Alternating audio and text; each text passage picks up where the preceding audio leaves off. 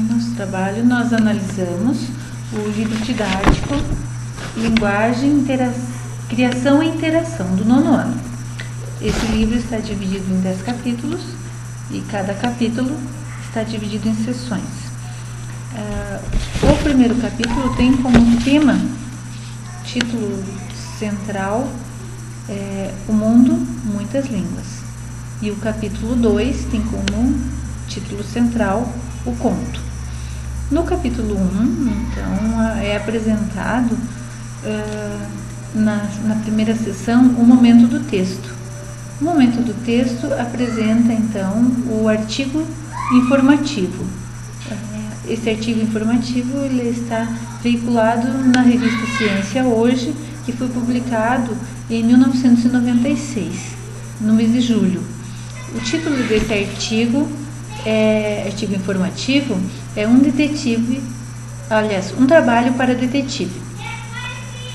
Então, após essa apresentação da sessão, então, momento do texto, existem também outras sessões que vão trabalhar o texto, como, por exemplo, tem as questões textuais.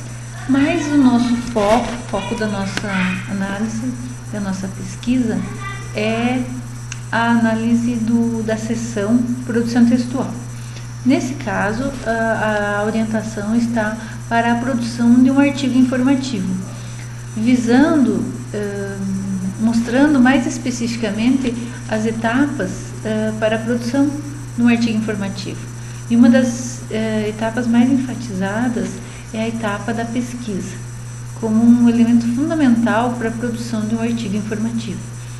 Outra orientação importante que aparece, então, no livro texto, no livro didático, é quanto à releitura e quanto à reescritura, a reescrita do artigo quando de necessidade, para que fique, então, bem claro para o leitor a quem é destinado esse artigo.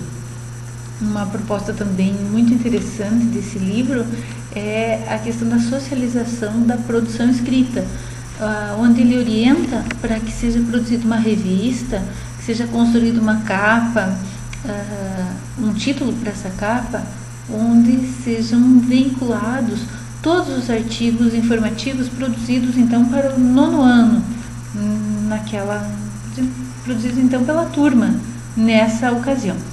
Então, é uma forma de socializar a produção escrita, que faz com que o aluno veja a produção escrita com uma finalidade, não uma finalidade de construir um trabalho, de fazer um trabalho especificamente para o professor, mas um trabalho que tenha também uma abrangência maior do que apenas a sala de aula. E o segundo capítulo que foi analisado, então, é o capítulo intitulado O Conto. E, então, são apresentados 2 contos. O conto O Metrô, de Edson Gabriel Garcia, e a Moça Tecelã, de Marina Colasanti. Então, esses 2 textos são apresentados no momento do texto, com a posterior, então a sessão posterior, que será a produção textual.